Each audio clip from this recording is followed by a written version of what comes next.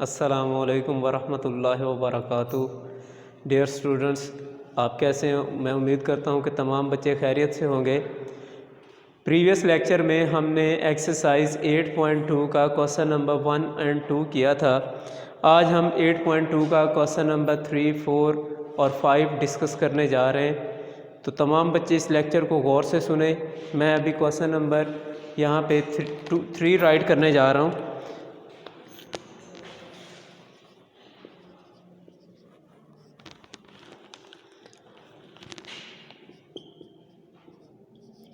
Find the cost of laying a carpet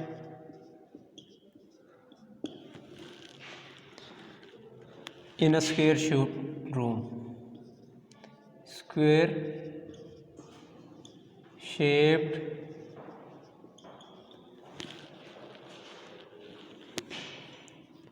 room of side 8 meter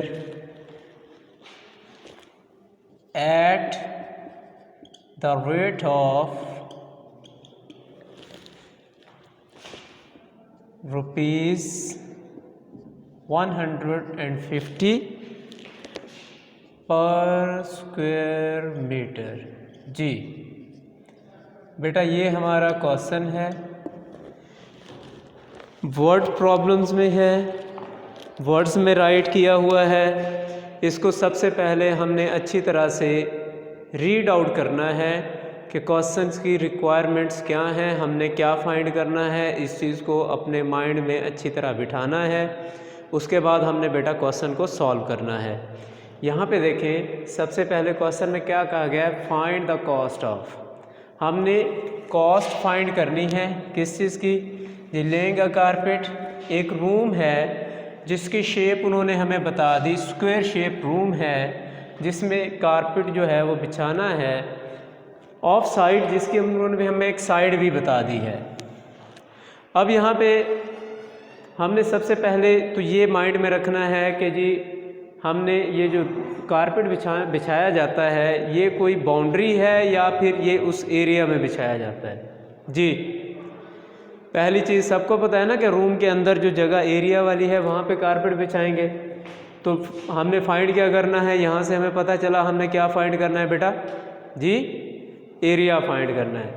और at the rate of rupees 150, फिर आगे उन्होंने दूसरा clue दिया है पर स्क्वायर मीटर।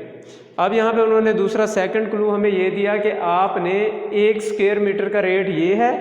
तो मतलब यह है कि हमारा आंसर किस चीज़ में आना चाहिए? हमारा आंसर बेटा पर स्क्वायर मीटर में आना चाहिए। तो स्क्वायर मीटर में हमारा आंसर आएगा। स्क्वायर मीटर किस में होते हैं, किसके आंसर में होते हैं? पैरीमीटर में हम जस्ट मीटर राइट करते हैं, जबकि एरिया के आंसर में हम स्क्वायर सेंटीमीटर राइट करते हैं, स्क्वायर मीटर राइट करते हैं या स्क्वायर किलोमीटर राइट करते हैं। अब इस क्वेश्चन में देखिए उन्होंने हमसे कॉस्ट फाइंड करवानी है।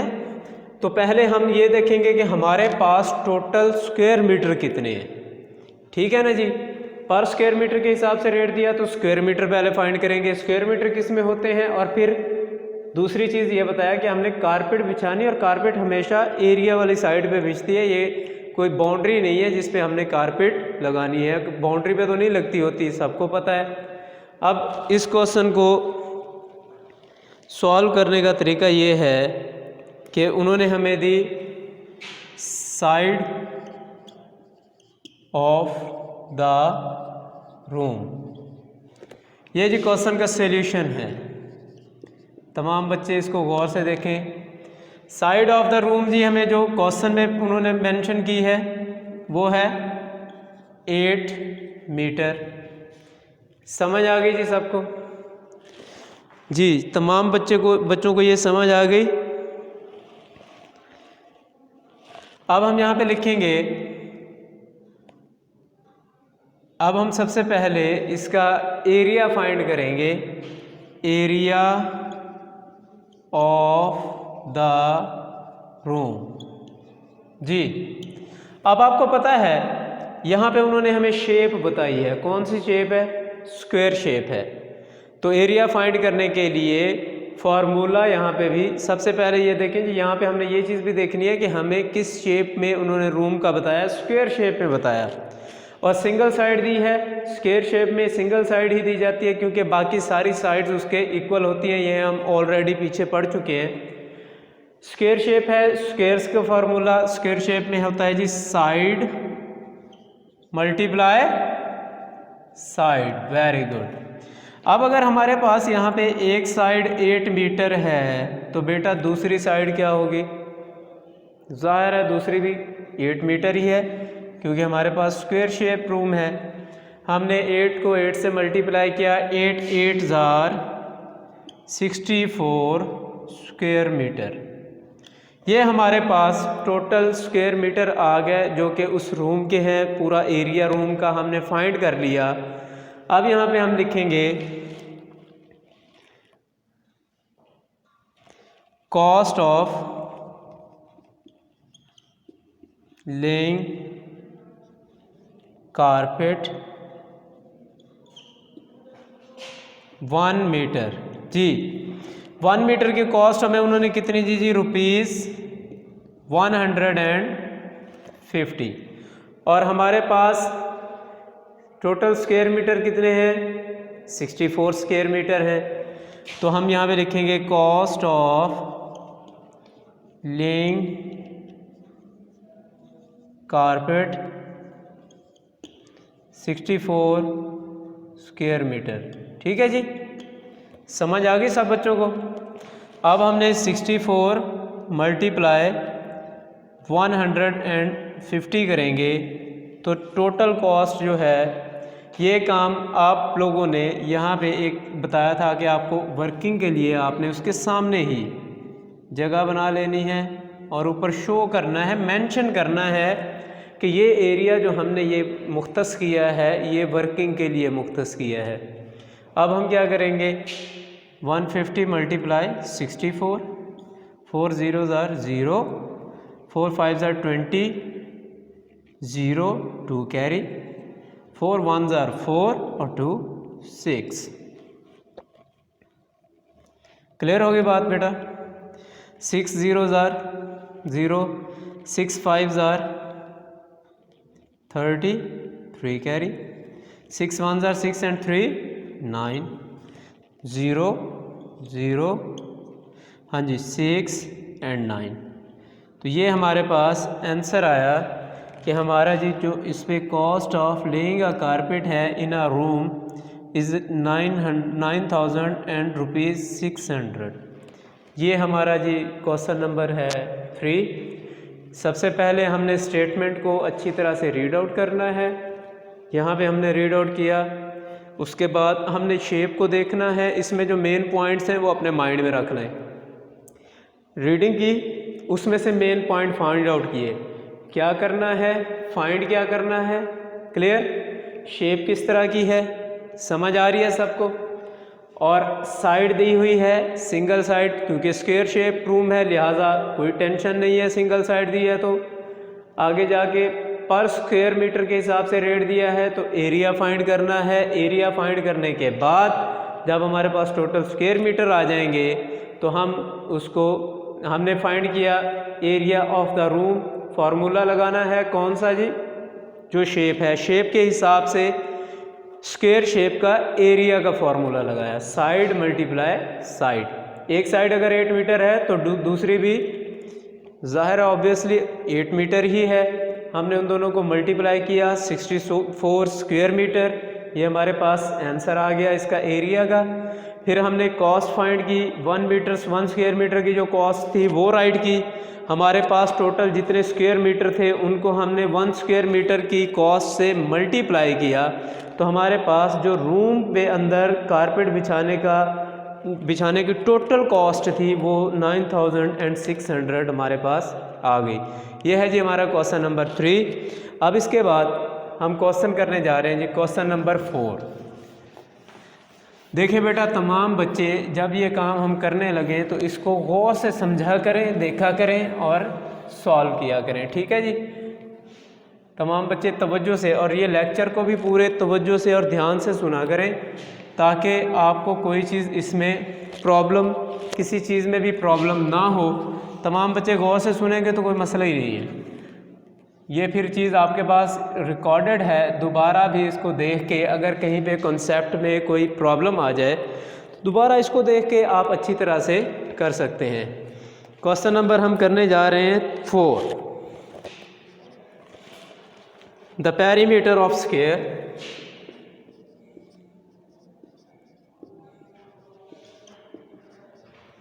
of square room is 40 meter. Find the cost of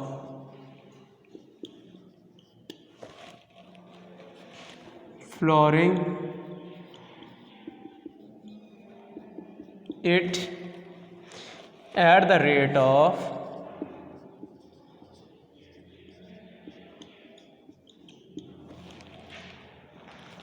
rupees 12 per square meter।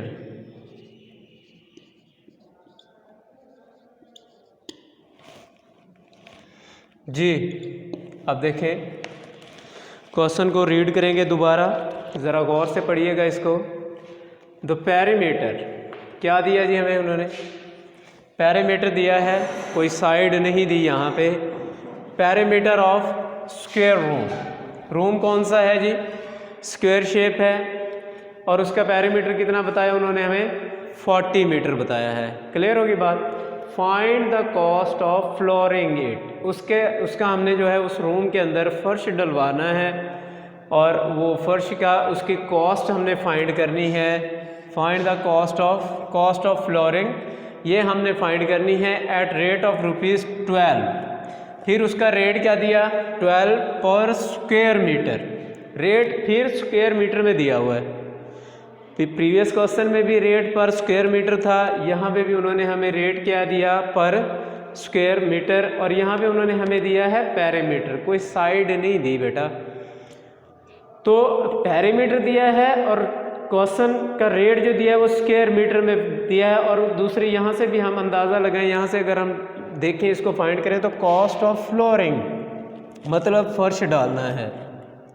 अब आप अपने माइंड में एक चीज़ लेके आए कि जो पेरीमीटर होता है, फ़र्ज़ करें अगर हम रूम में हैं तो ये जो 4 दीवारी इसके रूम की है, जो बाउंड्री है, ये इसका पेरीमीटर है, और जहाँ पे हम खड़े हुए हैं या बैठे हुए हैं ये इसका एरिया है।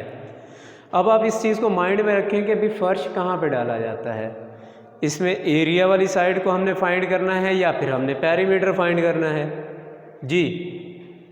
हाँ जी, ज़ाहिर है जहाँ पे आप बैठे हुए हैं यही एरिया है, इसको हमने फाइंड करना है, क्योंकि फ़र्श तो एरिया वाली जगह पे पड़ेगा, पेरीमीटर में तो ये बाउंड्री पे तो नहीं बनेगा। तो यहाँ पे क्या है कि हम स्क्वायर रूम है, पेरीमीटर ऑलरेडी उन्होंने हमें दिया हुआ है। अगर यही होता तो हम 40 को 12 से मल्टीप्लाई करते, आंसर आ जाता। लेकिन हमने फाइंड करना है यहाँ पे एरिया ऑफ द रूम। अब एरिया फाइंड करने के लिए हमें क्या चीज़ चाहिए, जाहिर है हमें तो साइड चाहिए, स्क्वायर शेप है, एक साइड तो हमें बताएं, लेकिन उन्होंने हमें बताया पेरीमीटर। ये जो क्वेश्चन नंबर 1 हमने किया था सेम वैसा क्वेश्चन है, उससे रिलेटेड है, फिर आगे एक और स्टेप आ जाता है। पहले हम इसको दोबारा पेरीमीटर से वापस जाएंगे और इसकी साइड फाइंड करेंगे। यहाँ पे हम लिखेंगे, अब इसका ये मैं सॉल्यूशन स्टार्ट करने जा रहा हूँ, तमाम बच्चे इसको गौर से देखें। पेरीमीटर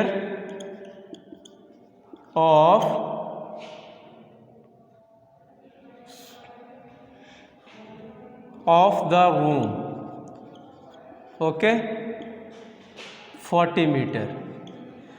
जब उन्होंने पेरीमीटर लिया होगा तो उस टाइम में एज्यूम करें कि फॉर्मूला उन्होंने क्या लगाया, 4 मल्टीप्लाई साइड, यही ना जी, हाँ जी, 4 multiply side is equal to 40 metre. अब ये साइड इधर आ जाएगी और ये जो 4 उधर जाके डिवाइड हो जाएगा, तो हमारे पास आंसर आएगा side is equal to 10 metre. जी, अभी हमारे पास साइड ऑफ द रूम आ गई, 10 मीटर है इसकी साइड। हम इसका फाइंड करेंगे एरिया ऑफ द रूम। अब हम एरिया फाइंड करने जा रहे हैं। फॉर्मूला क्या लगेगा जी? स्क्वायर शेप है, स्क्वायर शेप है तो फॉर्मूला लगेगा साइड मल्टीप्लाई साइड। देखें जी, यहाँ पे सबसे मेन चीज़ यही आएगी कि हमने पहले अपनी शेप को पहचानना है कि भाई ये शेप कौन सी आ रही है। अगर हमारे पास स्क्वायर शेप है तो फॉर्मूला भी करेक्ट लगाना है। यहाँ पे मेजर मिस्टेक्स जो हमसे होती है वो यही होती है कि स्क्वायर शेप है, फॉर्मूला दूसरा याद होता है, ये भी होता है, लेकिन थोड़ी सी जल्दी की वजह से इसको हम गलत कर जाते हैं, सोचते नहीं हैं। तो पहले इसको असेस करना है अच्छी तरह से, फिर इसको सॉल्व करना है। साइड मल्टीप्लाई साइड, अगर एक साइड इसकी 10 मीटर है तो दूसरी जी कितनी होगी? 10 मीटर। क्यों होगी भाई? क्योंकि स्क्वायर शेप है और स्क्वायर शेप में चारों साइडें इसकी लेंथ में इक्वल होती हैं। 10 10s आर 100 स्क्वायर मीटर का एक रूम है हमारे पास। ठीक है जी, अब हम लिखेंगे cost of cost of flooring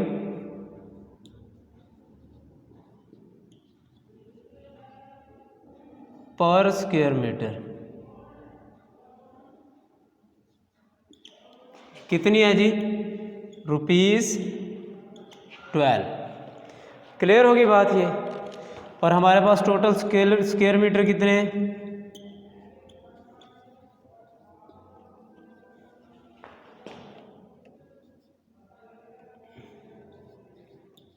ji, room में हमारे पास टोटल 100 स्क्वायर मीटर हैं और एक की कॉस्ट ₹12 है। 100 को 12 से मल्टीप्लाई करें तो आपका आंसर आएगा ₹1200। ठीक है बेटा, समझ आ गई यहाँ तक? ये हमारा क्वेश्चन नंबर 4 है।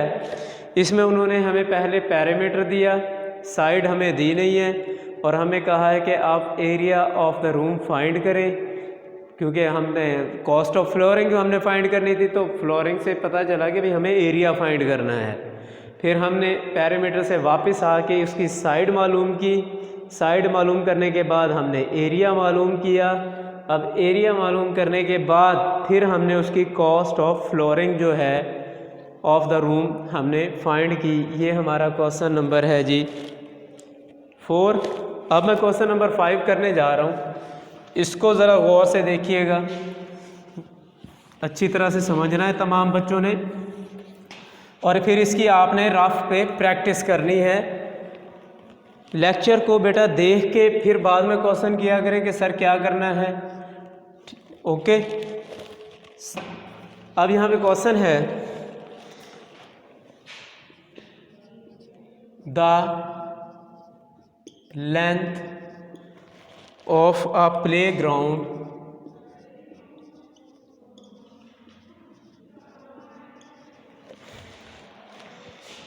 is 36 meter and breadth is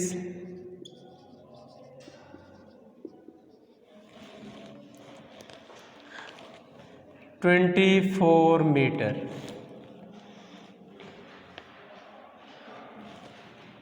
Find the cost of leveling it at the rate of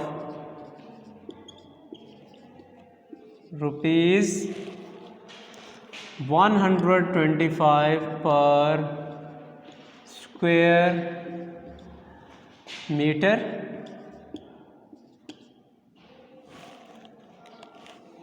Also find the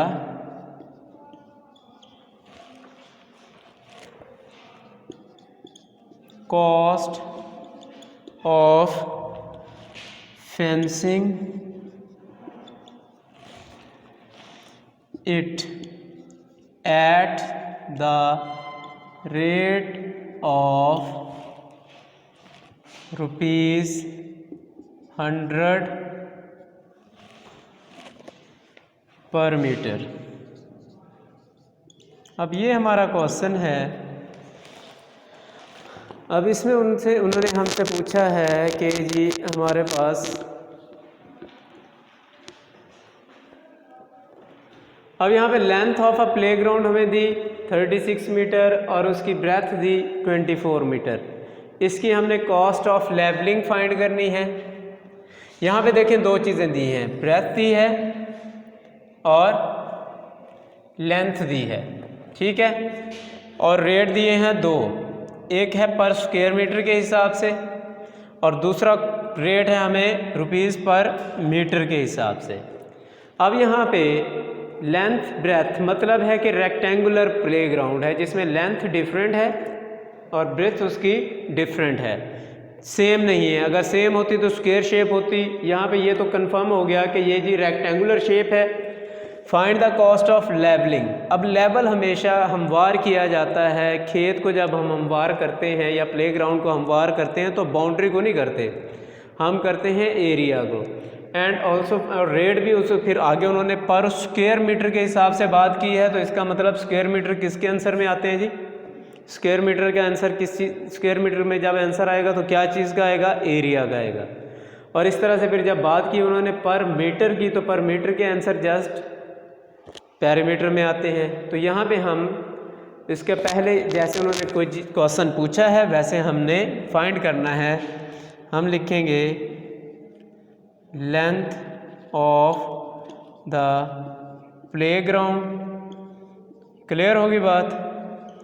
कितनी है जी? 36 metre. Breadth of the playground कितनी है मेरा बेटा? 24 मीटर। यहाँ पे हम लिखेंगे एरिया ऑफ द प्लेग्राउंड। गौर से इसको समझते जाएं जी, अच्छी तरह से समझ आ रही है सबको? 36 मीटर इसका फॉर्मूला राइट करेंगे जी, लेंथ मल्टीप्लाई ब्रेथ। यही है ना एरिया ऑफ रेक्टेंगल का फॉर्मूला। देखें L multiply B, length different है, ब्रेथ डिफरेंट है, लेंथ मल्टीप्लाई ब्रेथ। ठीक हो गया। हम इसको मल्टीप्लाई करेंगे 36 metre multiply 24 metre.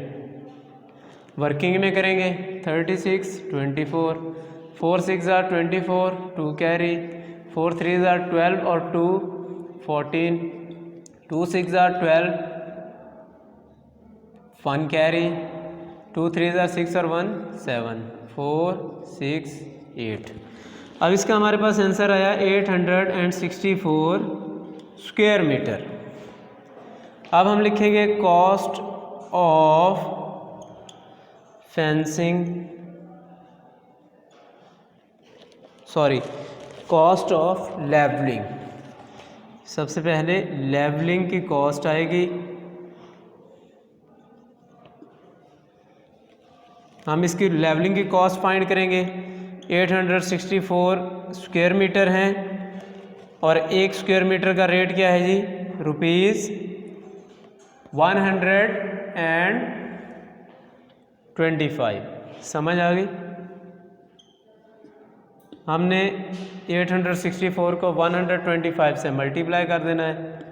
5 4 are 20, 2 carry, 5 6 are 30, 32, 3 carry, 5 8 are 40 और 3 43।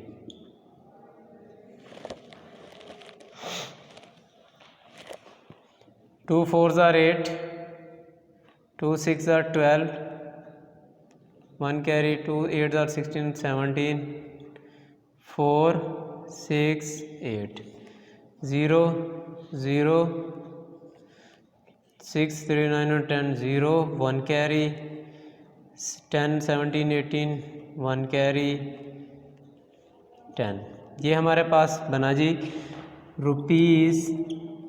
1,08,000 कॉस्ट ऑफ लेवलिंग है। आगे उन्होंने हमसे क्वेश्चन किया है, इसके दो पार्ट हैं, ये अभी एक पार्ट हमने किया है। Also find the cost of fencing it, इसका मतलब हमने इसका पैरीमीटर भी फाइंड करना है और फिर पैरीमीटर के हिसाब से इसकी कॉस्ट ऑफ फेंसिंग जो है वो भी हमने फाइंड करनी है। हम यहाँ पे लिखेंगे पैरीमीटर ऑफ प्लेग्राउंड जी 2 मल्टीप्लाई लेंथ प्लस ब्रेथ।